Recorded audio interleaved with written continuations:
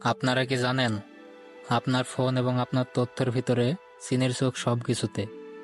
হ্যাঁ, এটা কোনো সিনেমা নয়, এটা বাস্তব। আর এটা শুরু হয়েছে অনেক আগে থেকেই। চীন এখন শুধু পণ্য বানায় না, তারা এমন এক শক্তি হয়ে উঠেছে যাদের আসল অস্ত্র চোখেই পড়ে না।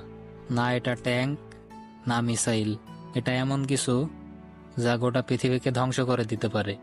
আজ আমরা জানবো সেই ভয়ঙ্কর গোপন পরিকল্পনা যা চীন অনেক বছর ধরেই তৈরি করছে। চীন সরাসরি বন্দুক দিয়ে যুদ্ধ করতে চায় না, তারা চায় শত্রুকে ভেতর থেকে দুর্বল করতে।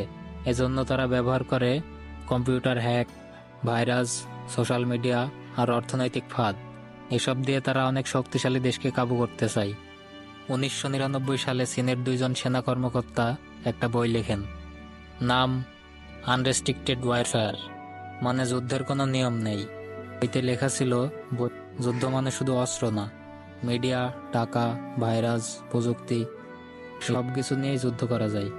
এখন ঠিক সেটাই করছে চীন। এবার চলুন একটা চীনের ল্যাব সম্পর্কে জেনে আসি।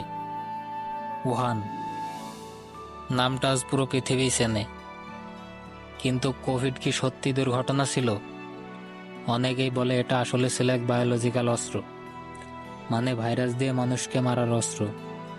চীনের এই ল্যাব নিয়ে এখন অনেক প্রশ্ন আছে, যার উত্তর কেউ জানে না। চীন এখন এমন ড্রোন আর রোবট বানাচ্ছে যেগুলো নিজেরাই শত্রু চিনতে পারে, আবার কম্পিউটারের সাহায্যে টার্গেটকে গুলি করতে পারে। মানুষ না থাকলেও যুদ্ধ চালানো যাবে এমন প্রযুক্তি তৈরি করছে চীন। এটা খুব ভয়ঙ্কর। টিকটক, হুয়াওয়ে এগুলো শুধু অ্যাপ বা ফোন না, এগুলো আমাদের তথ্য চুরি করে নিয়ে যেতে পারে। কে কোথায় গেল, কী করলো, সবই চীনের কাছে চলে যাচ্ছে। এই তথ্য দিয়ে তারা ভবিষ্যতে বিশাল কিছু করতে পারে। এবার জেনে আসি ঋণের ফাঁদ সম্পর্কে।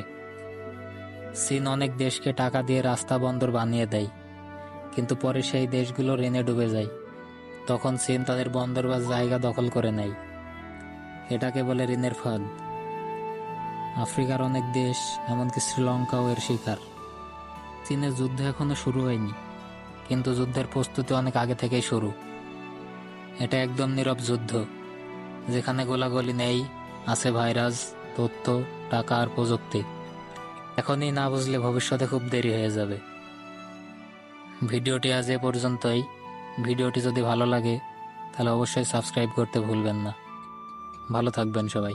আসসালামু আলাইকুম।